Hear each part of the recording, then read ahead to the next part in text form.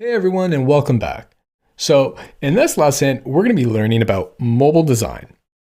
Now, the reason why is because it's so important, especially if you're building a responsive product, if you're kind of just building a mobile-based product, similar to what we're doing right now. We're building a mobile app for our client, Habitual. So I want to take you through the best practices for actually creating mobile design. Now, we all know one thing, and the difference between a good app and a bad app is the quality of its experience. Now, if we think about it, many of us use our phone for a large portion of the day. I know like my phone is kind of, replaced my laptop in many ways. And it's never been more important to design a very good mobile experience.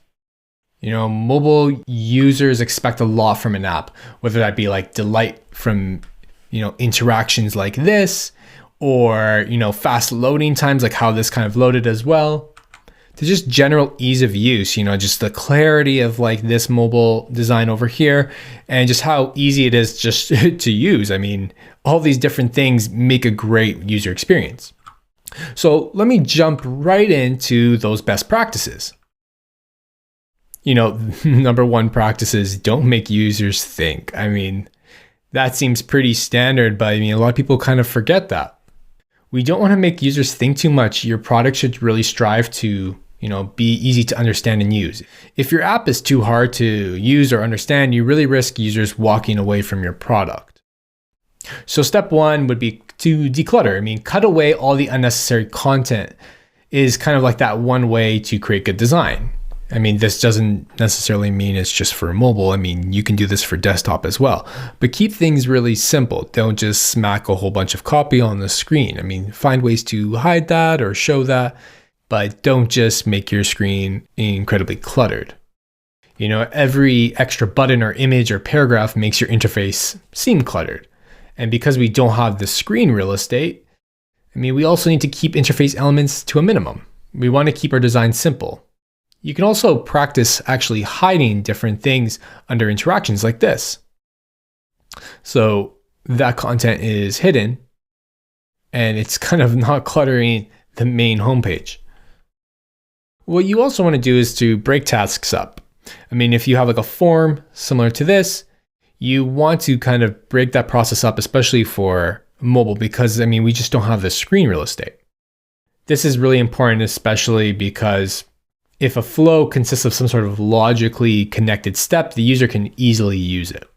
Another best practice is just to stick to the patterns. Think about the types of patterns that we normally see on mobile. One being something like onboarding screens. Stick to those patterns that have kind of been proven and just keep on using them, similar to what we covered in design patterns. Also, reuse the elements in screens that users are used to. That really decreases like the learning curve. So like home screens are an example, settings screens. Those are different types of screens that we all kind of see in a lot of different apps, and it really helps us understand how to use apps if we see similar screens over and over again. Over here, we kind of have like a product description screen for a product and just kind of like a very simple e-commerce layout. And this is kind of all very standard. You want to minimize your user's input. So no long forms. Like over here, we don't have a very long form. There's just a couple of options, and they've also broken it up, it looks like, in different steps. Typing on mobile is never really a fun experience, and we're often prone to errors. And we can really make this process easy by creating forms as short as possible, like I mentioned before, but also removing unnecessary fields are very key. Pre-format certain fields, like this is a phone number, and it really helps to see it pre-formatted just because, if I want to review that content, I can notice the errors right away, especially for things like even credit cards. This is an example of like a credit card that is pre-formatted as well. And another thing to do is like, autocomplete where necessary. This could be applicable to things like addresses, like over here. This really allows users to enter their address without necessarily having to enter the entire address. And you should also think about validating your inputs dynamically. So when users do create an error, they don't necessarily need to go back and go through that interaction all over again. They can just correct it while they're actually focused on the input. Next is consistency.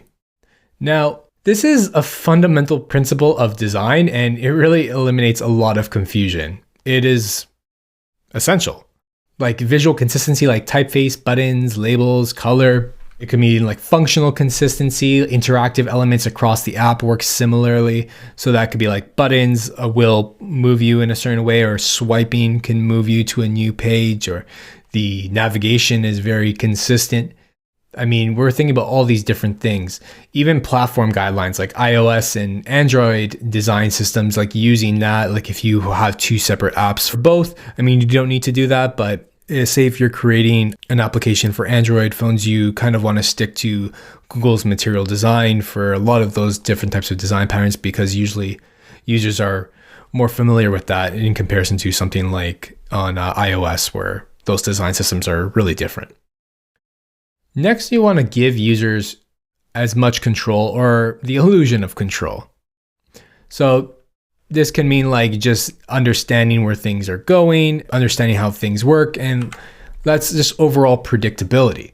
You know, all interactive elements should be familiar and predictable when things work in the way users predict, and they kind of sense that feeling of control. So on mobile, we don't necessarily only have one way of interacting with an element to understand the type of feedback that it'll introduce. So if we stick to familiar patterns, our users will really understand how our system works already.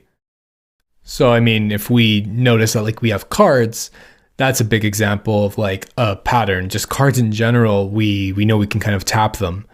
Like in this case too, they're very faint, but we know that I can probably just tap on that and it's very familiar to me. And the way that input is, I know that this is like a menu of some sort. So, I mean, introducing that sense of predictability really makes your application much more easier to use. Now we're going to stop here and we're going to pick up on navigation when we come back.